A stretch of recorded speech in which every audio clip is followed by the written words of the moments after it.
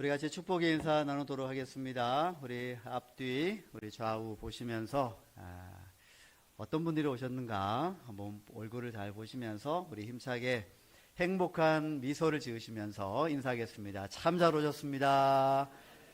참 잘 오셨습니다. 참 잘 오셨습니다. 우리 한 번 더 인사하겠습니다. 주 안에서 사랑합니다. 축복합니다.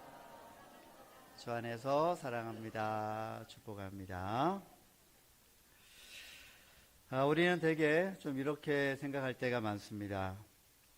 지금보다 좀 더 안정되면 감사할 수 있을 것 같고, 지금의 문제들이 조금만 더 해결만 된다면 입술에서 알아서 찬송이 나올 것 같다. 이 현실에 조금만 더 숨통이 트일 수만 있다면 하나님 앞에 알아서 예배도 잘 나오고 기도에도 나오고 그렇게 할 텐데 라는 생각을 할 때가 있습니다. 자, 그런데 성경은 우리에게 꼭 그렇게만은 가르치지 않습니다. 우리가 지금 기대하는 바와 다른 길로 갈지라도 그런 길들 속에서도 하나님은 우리에게 무언가를 또 다른 것을 가르치기를 원하시며 거기에서도 감사하고 찬송하는 것을 할 수 있다라고 하는 것을 우리에게 말씀하고 있는 것입니다. 감사라는 게 그렇습니다. 감사는요, 결코 형편이 좋아진다라고 해서 알아서 나오는 게, 저절로 나오는 게 아닙니다. 감사란 하나님께서 나를 어떻게 여기까지 이끌고 오셨는가, 인도하셨는가, 나와 동행하셔서 어떻게 내가 여기까지 오게 되었는가를 기억해낼 때, 그때서야 비로소 그 감사가 진심으로 터져 나온다라고 하는 것입니다. 오늘 신명기 8장은 이스라엘 백성들에게 기름진 땅, 그리고 좋은 땅, 하나님이 약속하신 땅에 들어가기 전에 반드시 그 땅에 들어가게 되면 이런 좋은 일이 일어나게 될 터인데, 그러나 너희들은 기억해야 될 한 가지가 있는데 그걸 평생 동안 잊어서는 안 된다. 그것을 지금 말씀하고 있습니다. 그 한 가지 기억해야 될 게 뭔가? 거기가 어딜까요? 광야입니다. 광야의 시간, 광야라고 하는 장소, 광야의 경험을 잊어서는 안 된다. 이 말씀을 하고 있는 것입니다. 자, 광야에서의 기억이란 게 뭘까요? 핵심적인 게 뭘까요? 광야에서의 기억. 이스라엘 백성들에게. 그것은 배고픔이었습니다. 배고팠던 시간이긴 하지만, 그러나 거기에 중요한 것 한 가지가 또 있습니다. 뭐냐 하면, 배고프긴 했지만 그러나 40년 동안 굶주리지는 않았다. 이게 중요한 겁니다. 무엇을 먹었다는 얘기죠? 40년 동안 만나를 먹었던,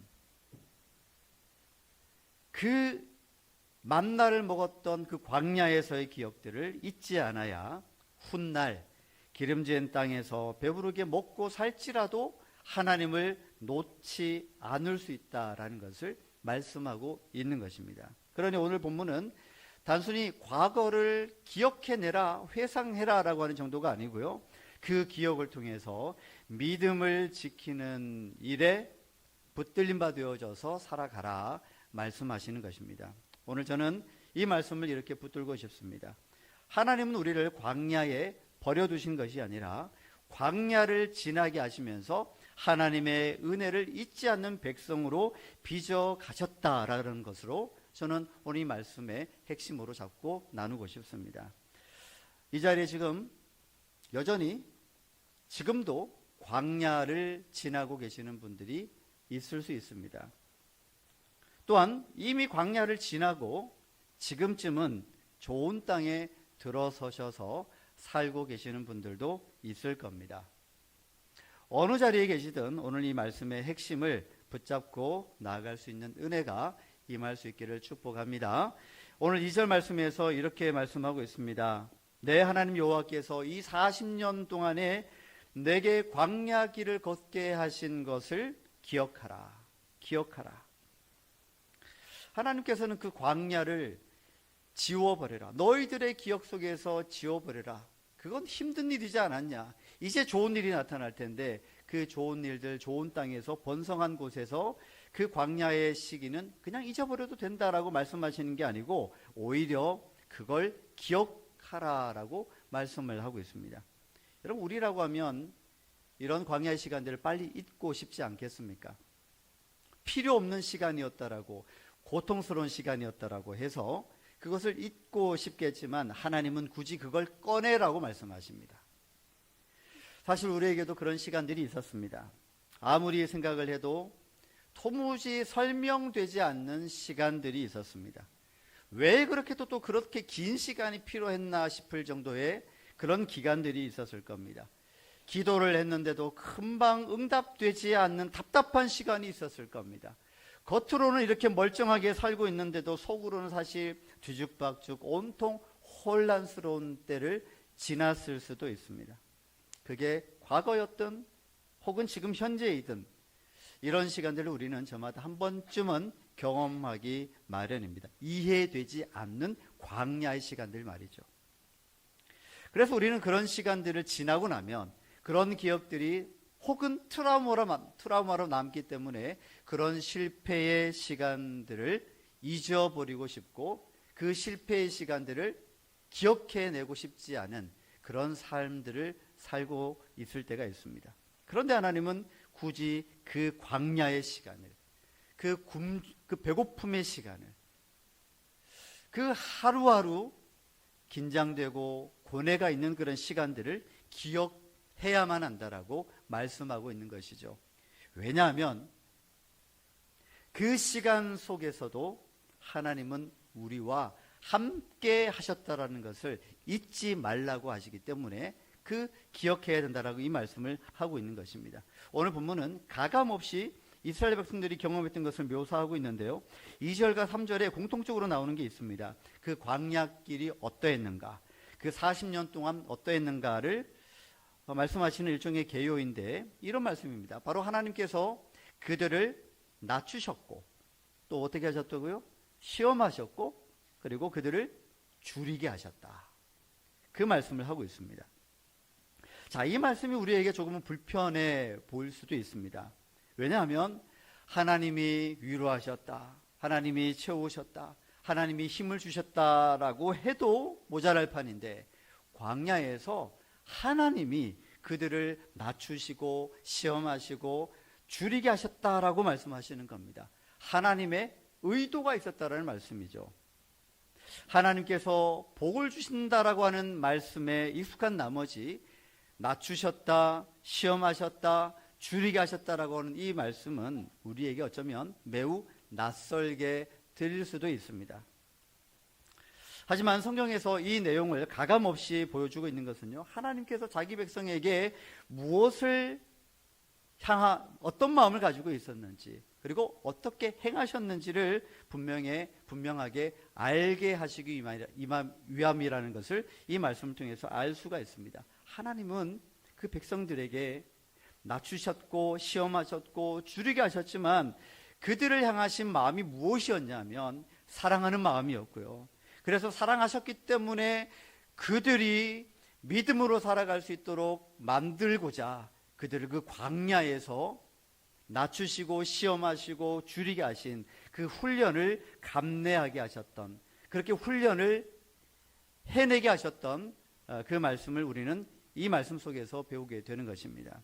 자, 2절 마지막 부분을 보게 되면 2절 마지막 부분을 보십시오.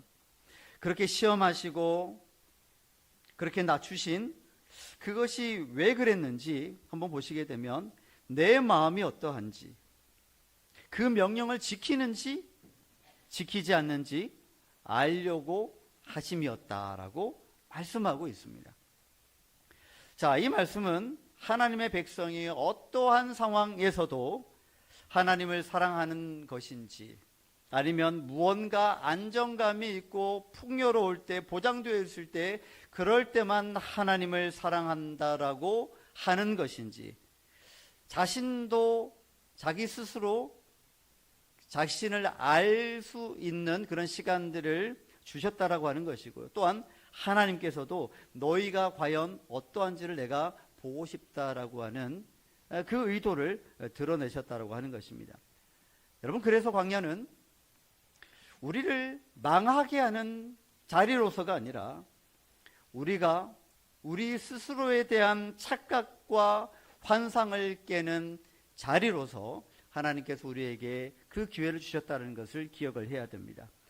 여러분, 이게 무슨 말씀이냐면요, 우리의 실체가 그 광야에서 드러나게 된다는 얘기입니다. 일례로 그 사람의 실체가 언제 드러나는가를 잘 보면 압니다. 광야 특징이 뭐라고 그랬죠? 배고픔이라고 했죠. 자, 그 사람의 실체는 언제 드러날까요? 여러분의 실체는 주로 언제 드러난다고 생각하십니까? 배고플 때 드러납니다. 배고플 때. 흔히들 그럽니다. 사람이 제일 무서울 때가 언제냐 하면 바로 배고플 때라고 얘기하는데요. 예를 들면 이겁니다. 우리가 이렇게 지금 보면 얼굴들이 다 밝습니다. 아주 은혜가 넘칩니다. 기대감이 있습니다. 얼굴에 감사가 있습니다. 자, 그래서 우리가 이렇게 잘 차려입고 교회 나와서 예배드리고 찬송하고 기도할 때 아멘하고 또 웃기도 하고 또 말씀에 반응하기도 합니다. 자, 이제 점심시간 때가 되었습니다. 점심시간 때 딱 내려갔는데, 아니 오늘따라 왜 이렇게 밥이 10분이 늦고 15분이 늦는 겁니다. 반찬들은 다 있는데 밥이 늦어요. 그때 그 사람의 실체가 드러납니다. 당이 떨어져가지고 도무지 참을 수가 없는 짜증을 부리기도 하고, 아까 그 천사와 같은 얼굴은 어디로 갔는지, 그 천사가 어디론가 가버렸습니다. 그때에 내가 나오는 겁니다. 함께 좀 웃자고 좀 이 말씀을 예로 들어봤는데, 이거는 실제적으로 우리가 삶 속에서 굶주릴 때, 배고플 때, 궁핍할 때, 그러니까 우리가 광야를 지나고 있을 때, 그때에 우리가 뭘 알 수 있냐면, 아, 내가 이런 사람이구나 라는 것, 그것이 그대로 드러나고요. 그때 우리 자신에 대한 착각과 환상을 깰 수 있는 굉장히 소중한 시간이라고 하는 것을 알 수가 있습니다. 우리가 이렇게 전부 잘하고 있는 것 같죠? 여러분, 우리가 광야의 시간을 지나게 되면요, 지금의 이 환한 모습, 지금의 이 기쁨이 있는 얼굴들이요, 갑자기 돌변할 수 있습니다. 언제 그랬냐는 듯이. 그 광야에서 우리는 나 스스로에 대한, 나는 어떤 상황 속에서도 잘할 수 있는 사람이야 라고 하는 착각과 환상을 깰 수 있는 곳, 거기가 바로 광야라고 하는 것입니다. 아무튼 우리가 배고플 때, 또는 아플 때, 또는 궁핍할 때, 일이 잘 되지 않을 때, 그때요, 내가 누구인가를 발견할 수 있는 때가 되는 것이고요. 이것이 또한 우리 하나님 앞에 우리의 모습이 드러날 때, 우리는 마음이 좀 아프긴 하지만 자신이 그만큼 약하고, 때로는 부족하고, 때로는 악하다라고 하는 것을 아는 것, 그 아는 것이 어디라고요? 광야라고 하는 것입니다. 그럴 때 우리는 하나님의 은혜가 아니면 살 수 없다라는 것을 또 알게 되고 배우게 되는 중요한 시간이라는 것을 우리가 깨닫게 되어지는 것입니다. 하나님은 백성들이 바로 그 광야에서 이 경험을 하기를 원하셨던 것이죠. 자, 3절은 광야의 목적을 좀 더 분명하게 보여주고 있습니다. 3절을 같이 한번 읽어보도록 하겠습니다. 너를 낮추시며 너를 줄이게 하시며 또 너도 알지 못하며 내 조상들도 알지 못하던 만나를 내게 먹이신 것은 사람이 떡으로만 사는 것이 아니요 여호와의 입에서 나오는 모든 말씀으로 사는 줄을 내가 알게 하려 하심이니라. 아멘. 하나님은 단순히 그들을 굶기시기 위해서 광야로 데리고 가신 게 아닙니다. 하나님은 백성들을 광야로 데려가셔서 그들을 결코 줄이게 하신 적이 없습니다. 매일매일마다 먹여주셨습니다. 거기에서 백성들이 뭘 배우기를 원하셨냐 하면 사람은 무엇으로 사는지를 배우게 하시기 위해서 그 광야의 길을 40년 동안 경험하게 하셨다라고 하는 것입니다. 여러분, 그렇습니다. 사람은 떡으로 살아야 됩니다. 밥으로 살아야 된다고요? 밥이나 떡이나 아무튼 이 상징적인 의미가 있죠. 우리는 먹고 사는 문제가 중요합니다. 우리의 몸의 문제도 중요합니다. 우리의 관계의 문제도, 우리의 자녀도, 우리의 재정도, 우리의 미래도 다 중요합니다. 성경은 그런 현실적인 우리의 문제를 결코 무시하지 않습니다. 그런데 성경은 거기에서 멈추지 않습니다. 사람이 떡으로 살아야 된다고요? 맞습니다. 사람이 떡으로 사는 게 맞습니다. 먹어야 살죠. 필요한 것들을 채워줘야죠. 그런데 하나님 말씀하시는 건 뭐냐 하면 사람이 떡으로 사는 건 맞는데 떡으로만 사는 건 아니야. 떡으로 사는 건 맞지만 떡으로만 살 수 없어 라고 말씀하시는 겁니다. 그럼 무엇으로 살아야 되는 걸까요? 무엇으로 살아야 되냐 하면 더 나아가시는 말씀이 뭐냐 하면 바로 하나님의 백성은 하나님의 입에서 나오는 말씀으로 그 약속으로 그 소망으로 하나님과의 그 동행하심으로 살 수 있다라고 말씀하고 있는 것입니다. 즉 사람은 눈에 보이는 떡으로 지금 당장을 살 수 있지만 일생을 바라보게 되면 하나님께서 우리와 함께 하시는 그 신실하심에 기대지 않으면 한순간도 성공하며 살 수 없다라고 말씀하시는 겁니다. 떡으로 살아야죠. 그런데 성경은 떡으로만 사는 게 아니다라고 말씀하시는 겁니다. 그래서 광야의 만나는 특별한 겁니다. 광야의 만나 아시죠? 광야의 만나의 특징이 뭐였죠? 제일 중요한 특징. 만나를 아시는 분은 한번 대답해 보십시오. 먹어보진 못했겠지만 들은 바가 있을 거 아닙니까? 만나는 그날 하늘에서 그 새벽 가운데 밤새 내려진 겁니다. 자, 그 만나는 쌓아둘 수 있을까요? 쌓아두지 말라고 했는데 백성들 중에 꼭 말을 안 듣는 사람들이 있습니다. 꼭 말을 안 들어요. 이거 쌓아두지 말라 그랬는데 뭐 이걸 쌓아뒀다고 뭐 어떻게 되겠어? 쌓아두었습니다. 어떻게 되었을까요? 그 다음날 먹어보려고 뵀더니 다 썩고 먹을 수가 없는 겁니다.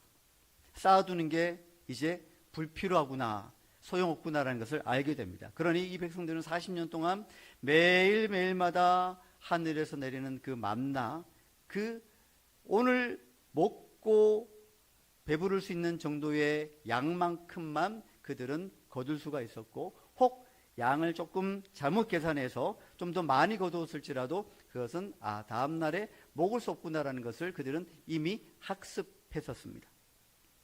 이 만나의 특징은 그러므로 안정감을 느끼게 해주지 않습니다. 우리는 쌓아두면서 안정감을 느끼려고 하죠. 그런데 이 만나의 특징은 결코 내일을 위해서 쌓아두지 말라라고 하는 메시지, 아주 중요한 메시지가 들어가 있습니다. 그러니 이 만나는 그 날에만 유효한 겁니다. 매일매일 그래서 그 만나를 기다려야만 됐고, 그 내린 것을 주어야 됐고, 그것으로만 매일매일 먹을 수가 있었던 만나. 뭘 가르치려고 하셨던 걸까요?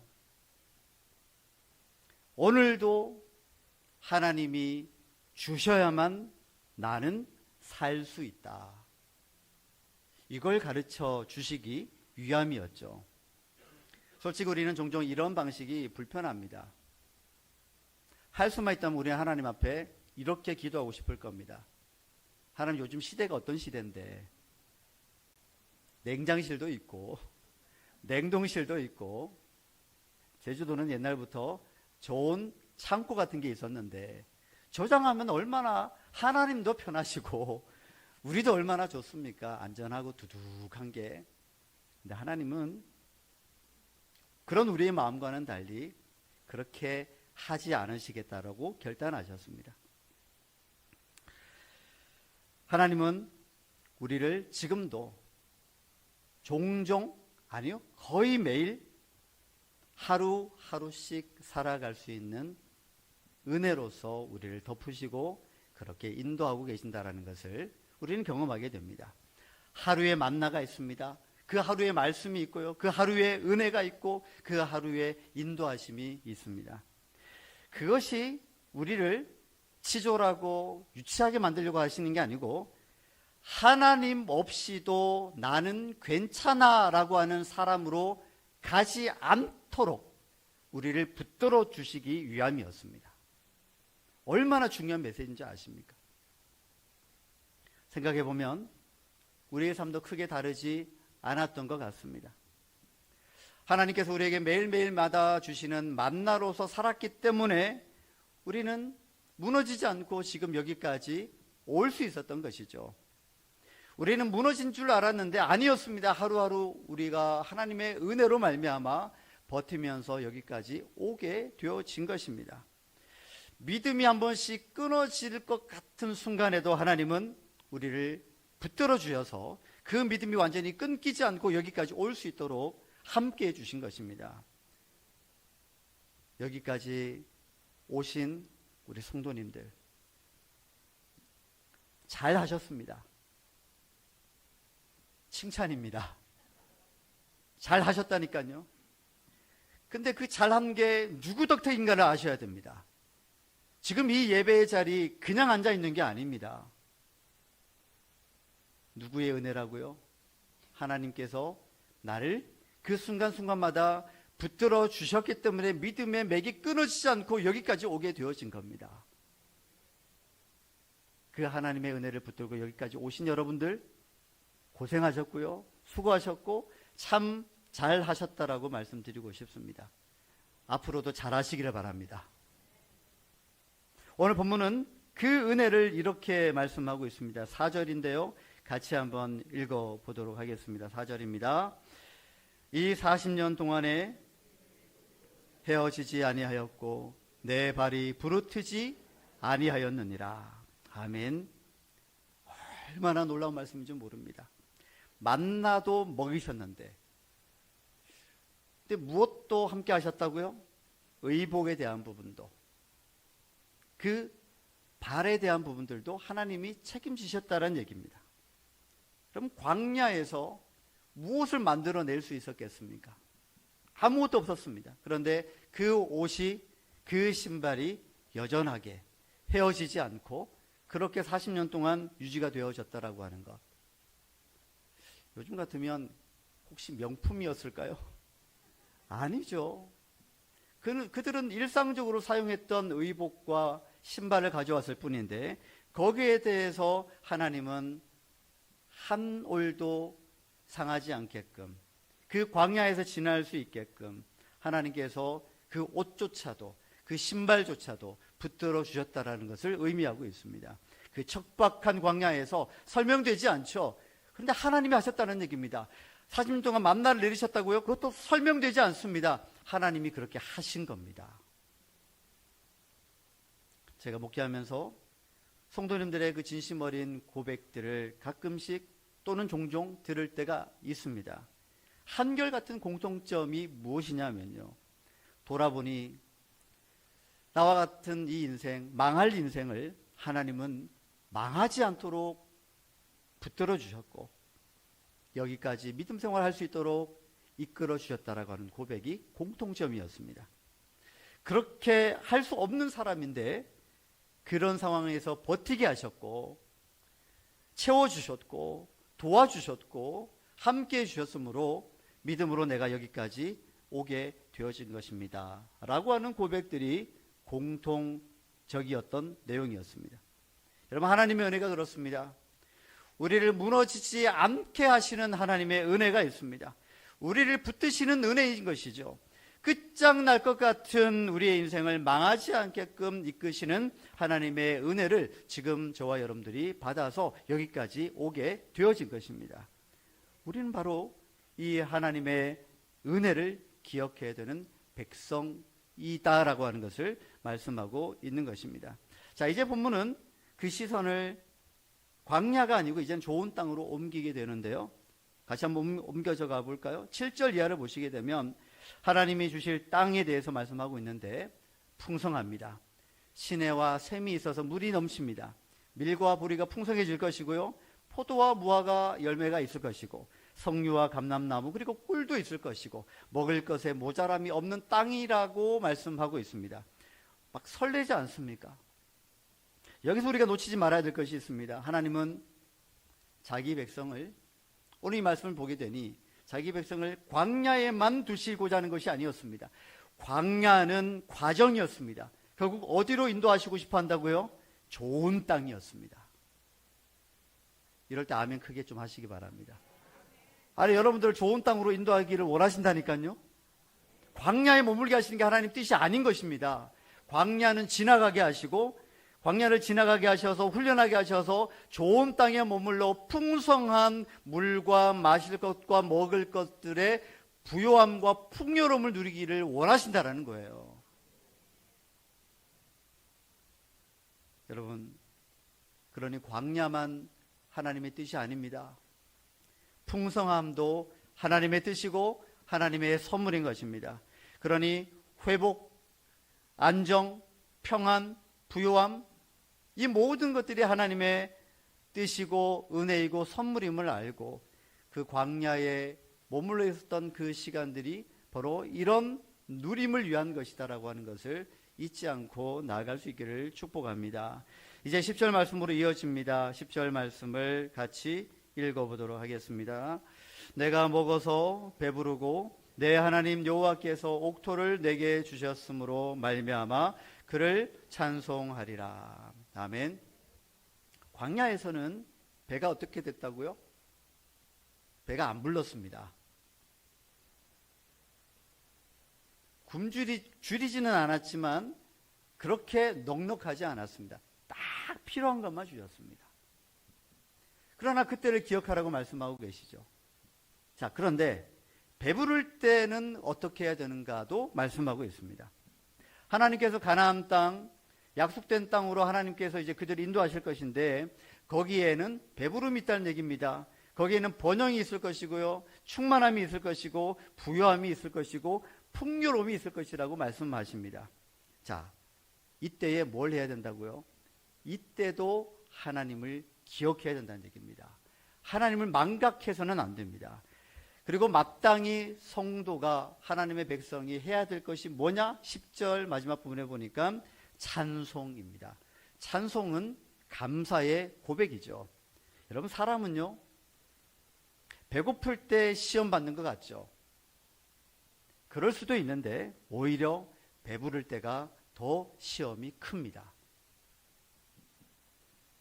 혹 어떤 성도님들은 내가 뭐 배가 불러봤어야 알죠 라고 하실 수 있는데, 여러분, 실은 저도 목회 현장 속에서 많은 분들이 경험했는데요, 정말 그런 것 같습니다. 배고플 때는 하나님을 찾습니다. 줄일 때는 하나님만 찾습니다. 궁핍할 때, 어려울 때, 힘들 때, 아플 때 하나님을 찾습니다. 그런데 그 모든 것들이 다 채워지고 병이 낫고 문제가 해결되어지고 풍요로워지고 배부르고 등 따시니까 어떻게 되냐 하면 그때 착각하는 겁니다. 야, 이제 살만하다. 누구 없이요? 하나님 없이도 살만하다. 그런 사례들을 참 안타깝지만 많이 봤습니다. 그러니 광야에서는 적어도 하나님을 찾기라도 하는데 풍성함은 오히려 하나님 없어도 되는 것처럼 착각하는 시험이 올 수 있으니 오히려 주의해야 된다고 하는 말씀입니다. 여러분, 우리 성도님들 중에서도요, 그런 것 같습니다.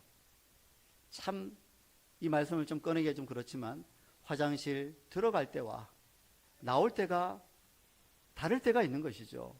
이해는 됩니다. 누구나 그럴 수 있습니다. 그러니 하나님의 말씀을 우리가 기억을 해야 됩니다.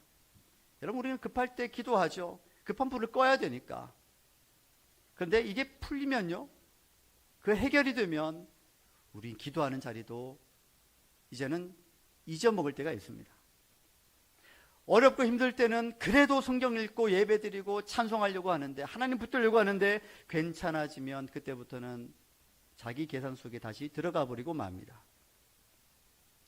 여러분, 그러니 하나님께서는 오늘 말씀하시기를 그 좋은 땅에 들어갔을 때에 오히려 광야를 기억해야 되고, 거기서 더 나가야 되는 것은 바로 그 광야에서 함께 하신, 그리고 지금 여기에서 부요하게 하시고 풍요롭게 하시는 그 하나님을 인하여서 감사하고 찬송할 수 있어야 된다 말씀을 하고 있는 것입니다. 여러분, 배고픈 자리에서 하나님만이 전부입니다라고 고백했던 그 모습처럼 배 부른 자리에서도 결코 잊지 마시고 배 부르게 하시는 하나님 때문에 감사하고 기뻐하고 고마워하고 찬송할 수 있는 저와 여러분들의 모습이 되어지기를 축복합니다. 이번 한 주 동안 이렇게 한번 해보시면 어떨까요? 혼자서도 할 수 있을 것 같고요, 또 부부라면 부부가 함께, 혹은 또 마음이 잘 맞는 구역 식구나 성도님들과 함께 하셔도 괜찮을 것 같습니다. 뭘 하시면 좋으냐면 나의 광야의 기억을 한번 꺼내보는 겁니다. 혼자서 한다면 떠올려 보시다가 생각이 나면 그것을 스마트폰 메모 기능이나 또는 여러분들의 그 개인 노트에다가 한번 적어 보시는 것을 좀 권장해 드립니다. 또 함께 나누는 경우라면 우리의 그 광야의 이야기를 하는 것도 중요하고요, 또 서로의 광야 이야기를 잘 들어주는 것도 중요합니다. 그때는 그게 참 광야와도 같았는데, 그래서 참 힘들기는 했지만 지나고 보니 그래서 내가 이만큼의 신앙을 가지고 살아가는 것 같습니다 라고 하는 고백들을 함께 나누다 보면 모든 이들에게 서로 하나님께서 나를 놓치지 아니하시는, 나를 놓지 않으시고 붙드시는 그 하나님을 서로 고백하면서 또 은혜의 시간들을 보낼 수 있으리라 여겨집니다. 중요한 것은요, 기억해내는 게 중요합니다. 나의 광야의 시간들.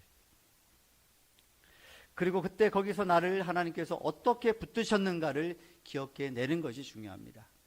이번 한 주간 동안 그런 광야의 시간들을 기억해내며 지금 이 현실을 또한 바라보면서 내가 어떻게 하나님 앞에 감사해야 될지, 또 어떻게 내가 찬송해야 될지, 그것을 함께 또 나누고 또 실천해 볼 수 있는 그런 귀한 시간들, 은혜 시간들이 되어지기를 축복합니다.